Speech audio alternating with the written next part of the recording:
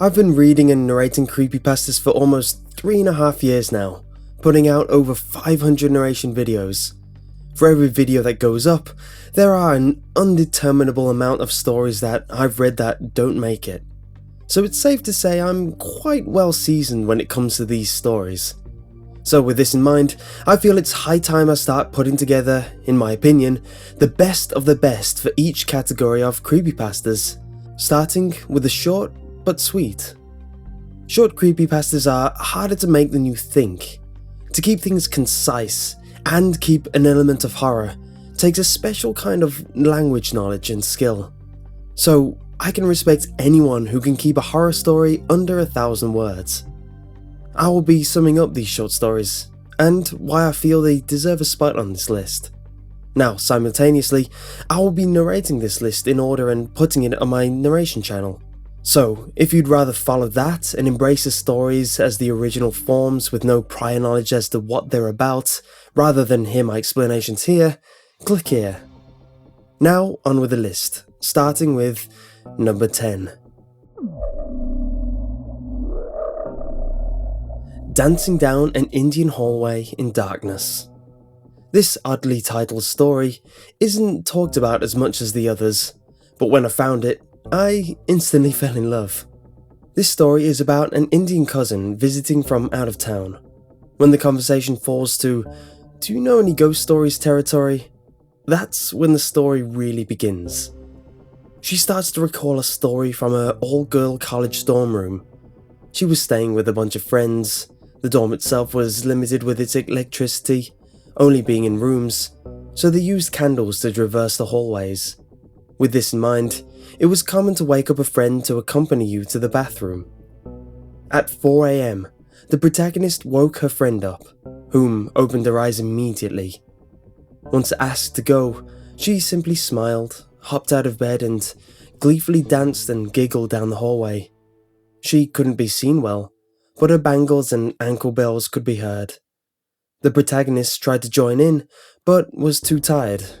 All the while, her friend hummed joyful songs. The same thing happened on the return. Once she awoke, it was to the sound of men in the room, surrounding her friend's bed. The protagonist jumps out of the bed, ready to defend her friend, when it was apparent the men were with the college. Once she finally looked at her friend, she was dead, her eyes staring back. It was suicide, and her apparent time of death was 11:30. Almost 5 hours before she woke her. I love this story so much.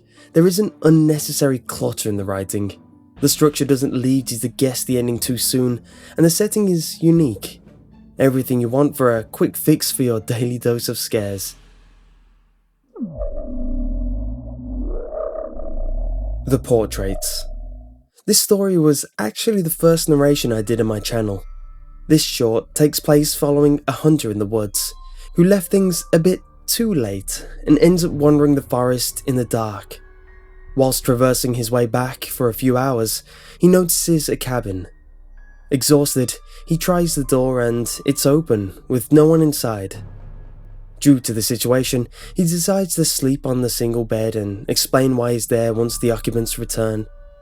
Before dozing off, he notices the walls are adorned with many strange and twisted portraits, all of which are focused on the bed, and seemingly him. Looking at them too much made him uncomfortable, so he turns away to ignore the distractions, and soon falls into a deep sleep. When he wakes, he turns to find the cabin had no portraits, only windows. I don't know if I'm biased because this is the first narration I did, but I love this one. It's one of the few that has genuinely scared me, and for a while made me double glance my windows at night. The impact of this story only really works the one time you read it, but when it hits hard, and that's why it deserves this spot on the list. White with Red. This short creepypasta is easily one of the most well-known. For those who haven't heard this one, here's what it's about. The story starts with a man in a hotel heading to the front desk to check in. The woman hands him his keys and tells him about a room on the way to his. She describes it as having no door number and that it was locked. She specifically tells him no one is allowed in there, and it's simply a storeroom. She insisted a number of times, and when the man went to his room, he was plagued by how suspicious the whole event was. The next night, he decided to peek in. There was an incredibly pale woman facing away from the door. He thought about knocking but didn't. And, as he was distracted, she turned her head sharply, which startled the man, and he left, hoping she didn't notice him creeping on her. The next day, he decided to check on her through the keyhole again. This time, it was nothing but red. He couldn't make anything out other than this unmoving, red thing blocking his view. Worried he had made her feel uncomfortable and blocked the keyhole with something, he confronts the receptionist. The woman confronts him about peeking through the keyhole, and he reluctantly admits fault. She then explains that the original occupant murdered his wife in there, and the woman was not ordinary. She was pale all over, except for her eyes, which were red. This is another perfect example of how to do pacing on a short, written story, something I respect so much. This is a story I can nearly recite from memory, and have done so at many networking events when trying to explain what creepypastas are, and that's why it deserves a spot on my list.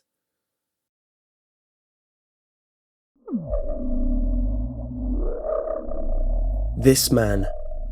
This tale occurs on January 2006 in New York.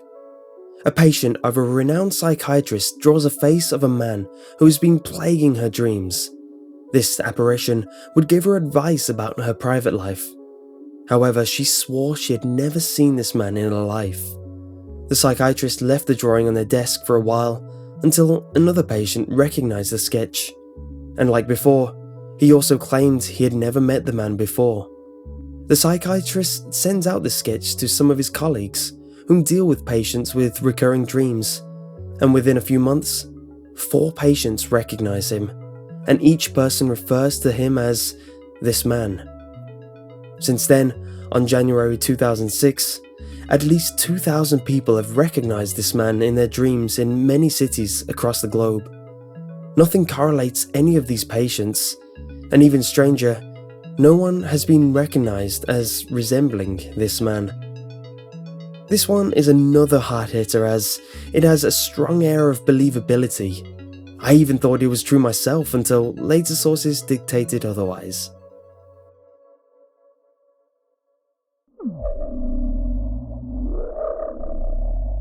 A pile of photographs. This story starts with a girl finding a pile of 20 Polaroid photos in the gutter. She picks them up and, while walking back, browses through them. The photo was of a ghostly white figure on a black background standing at a distance. Flicking through to the next one, the figure was now a bit closer. She then started flicking through them quickly. Each photo, the man was getting closer. She also noticed that the man was looking at her, even when she moved the stack from side to side. By the time she got to the 19th photo, his face completely filled the frame. She turned to the last one, and there were 2 words. Close enough. Hearing a scream, the girl's brother rushed to the door and opened it. All he found were a pile of photographs. The top one looked like an extremely pale version of his sister, but she was standing too far back for him to be sure. I especially love this story because of the idea. It's very unique rather than a standard monster chasing someone or a standard haunted place.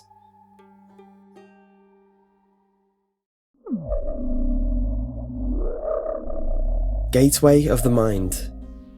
If you love tales of twisted science and radical experimentation, this is the short creepypasta for you. This story revolves around the hypothesis that a human can perceive the presence of God. The only thing holding us back and clouding our awareness is our senses. It took an elderly man with nothing left to live for to volunteer for this experiment to get things underway. To remove the sensors, the scientists performed very complicated operations to disconnect every sensory nerve to the brain. The patient still had muscle functions, but he could not hear, see, taste, smell, or feel. With no way to sense the outside world, he was left alone with his thoughts. He was closely monitored as he spoke aloud about his state of mind in slurred sentences. After 4 days, he claimed to be hearing hushed, unintelligible voices in his head. The scientists assumed it was onset psychosis and paid little attention to his concerns. 2 days later, the man cried out that he could hear his dead wife speaking with him, and even stranger, he could communicate back. The scientists, being skeptical of this claim, brushed it off until he started listing off dead relatives of the scientists. He spouted out personal information of the scientists that only their dead relatives would have known. After this, a large portion of the shaken up staff left the study. After a week, the voices started to overwhelm the subject. In every waking moment, he was bombarded with hundreds of voices that would not stop. This caused him to throw himself against the wall to try elicit a pain response. He demanded sedatives to stop the voices. This only worked for 3 days, until he started having severe night terrors, seeing and hearing the dead in his sleep. A day later, he started clawing at his eyes to try see something in the physical world, then started biting off chunks of his arms. He had to be restrained so that he couldn't end his own life. A few hours later, he stopped thrashing. He blankly stared, a tear streaking across his face. For the next 2 weeks, he had to be manually hydrated due to his constant crying. Eventually, he turned his head, and despite the lack of function in his eyes, made eye contact with the scientists for the first time since the study began. He whispered, "I have spoken with God, and he has abandoned us." And his vital signs stopped. There was no apparent cause of death. This creepypasta is especially noteworthy for its amazing set of pacing. Nothing seems rushed, despite its short length, and nothing seems cut out to the point of not making sense. It's not a constant high-octane ride, nor a short bore. Although it's not the best story in the world, for what it's set out to be, it's nothing short of perfect.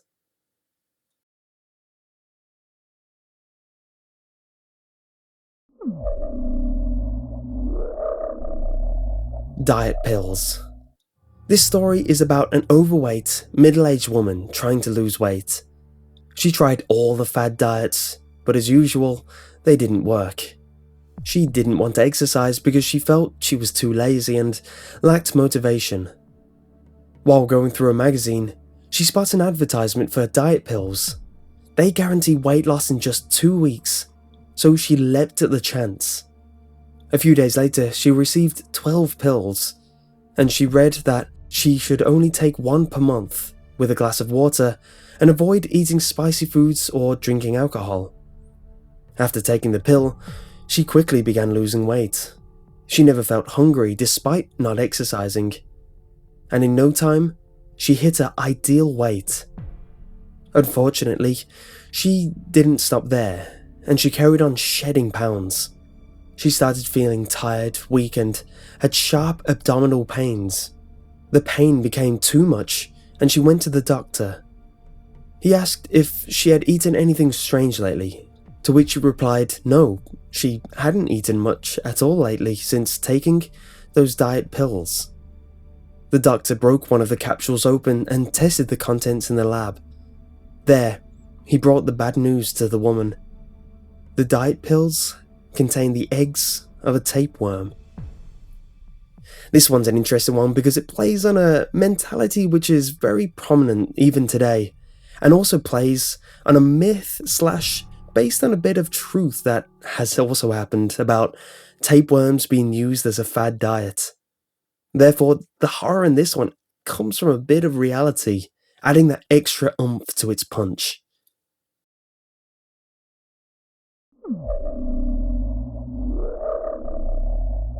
Slideshow. This is the shortest story on my list by far, but that doesn't diminish its quality. This story follows a person who is very excited about winning a camera from eBay. He's even more ecstatic about finding a memory card left in, saving him buying a new one. Before sending an email to tell the seller about the mistake, he decides to check and see what was on the memory card. Flicking through, he sees a shipping label, which he finds odd, followed by a scene of brutal murder. The rest of the images follow suit, a shipping label followed by death. His horror grew worse when he saw the final image, which was a picture of the shipping label to his house. This is a great story to me because it doesn't mince words. It could have been much longer, talking about the protagonist's love for photography, or how they had to buy a cheap camera because they were poor, but instead it leaves them as a blank slate, making it natural for you to step in their shoes while they are living this horror.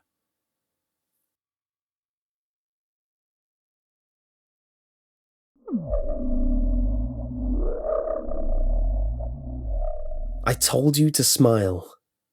This story takes place on the 2nd of January, 2:04 am. The protagonist wakes up to some peculiar knocking on her door, one knock every 3 seconds.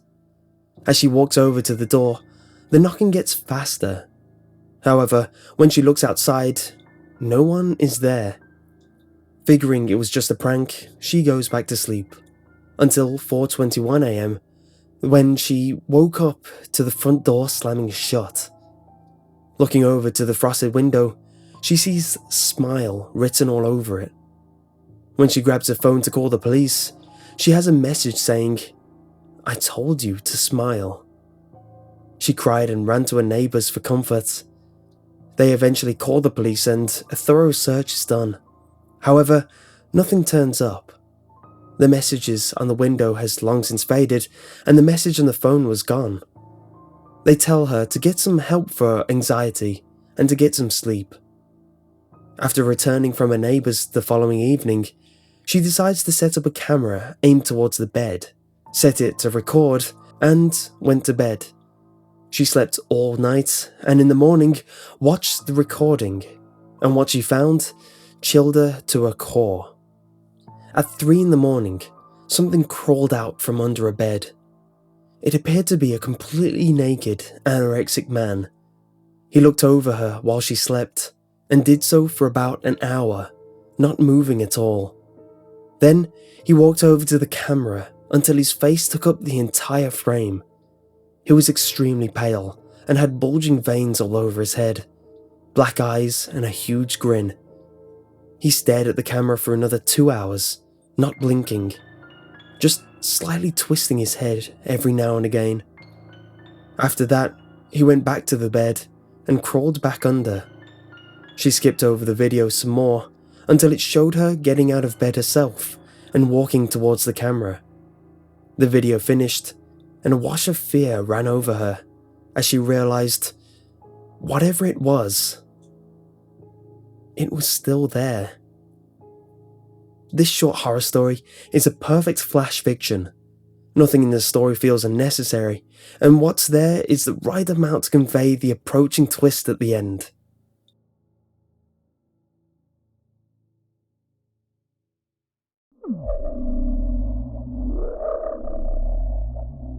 Mr. Mix. This is the first gaming creepypasta on the list, and after following the trend of the decline of video gaming creepypastas over the years, this one has definitely held up over time. This creepypasta follows the legend that revolves around a lost and forgotten game from the 1990s called Mr. Mix. It's described as a game similar to Mario Teaches Typing, where you have to type words into a box to make Mr. Mix, a chef, put ingredients into a bowl. Unlike other educational games, however, this game was notorious for its steep difficulty curve. It had a words per minute requirement for each level, being as low as 10 on level 1 and as high as 85 on the third. By the time you actually got to level 5, the requirement was over 500, making it impossible to get further. Each level had some strange design choices too, The first level had unsettling growls as its background music. The second level had no music, and the third sounded like a low-quality hairdryer. The remaining two had loud-pitched ringing throughout and was very unpleasant. Most children, after playing the game, often had nightmares of Mr. Mix speaking to them in a quiet, raspy tone, telling them to keep quiet about something. However, none of the kids could ever remember what. The game didn't sell well, and almost slipped away unnoticed until some hackers got a hold of a ROM. Using some clever memory software, they managed to get past the notorious 5th level. However, this is where things take an even darker turn for the worst, causing them to quit the investigation altogether. From the information given, the game crashes violently, writing a bunch of files in the important System32 directory. These files were apparently people with horribly deformed faces, appearing to scream in pain and agony, their eyes bleeding and their skin torn away in places. Trying to delete these videos would cause the computer to blue screen and become inoperable. One of the hackers found it was actually a single byte in the game's ROM that triggered when the 5th level was completed, and by removing this, they were able to proceed to the unknown 6th and final level. Unfortunately, this is where the information ends. None of the original group would discuss what they saw on that final level. All of them became extremely paranoid and reclusive, showing extreme symptoms of PTSD. Within a week, most of them ceased to be able to string together coherent sentences, and within a month, all of them went missing. To this day, no one knows what caused these extreme behaviours. 2 years later, a man was arrested after trying to kidnap a little girl. Through testing, he was identified as one of the original hackers who witnessed the final level. He was found wearing a white chef's hat and carried a look of malice on his face. When interrogated, he would only say one thing: "I'm Mr. Mix." Shh. I love this one for a bunch of reasons. As mentioned earlier, sadly, gaming creepypastas haven't lasted the test of time compared to other creepypasta genres. However, this one not only stands out, but still gives me chills even as I reread it now. I hold this story to a high regard and feel it's a standard that isn't going to be topped anytime soon. So, that's my top 10 short creepypastas, and a little as to why I feel they deserve that spot on the list. However, there are many amazing short creepypastas that I haven't mentioned, so if you feel I've missed one, leave it in the comments and why you like it. And also, if you like the video, leave a like, and subscribe if you want to see more top 10s. I also have more creepypasta top 10s planned for the future, so keep an eye out for those. And if you want to hear all these narrated in one long video, click here for the narrated version of this list.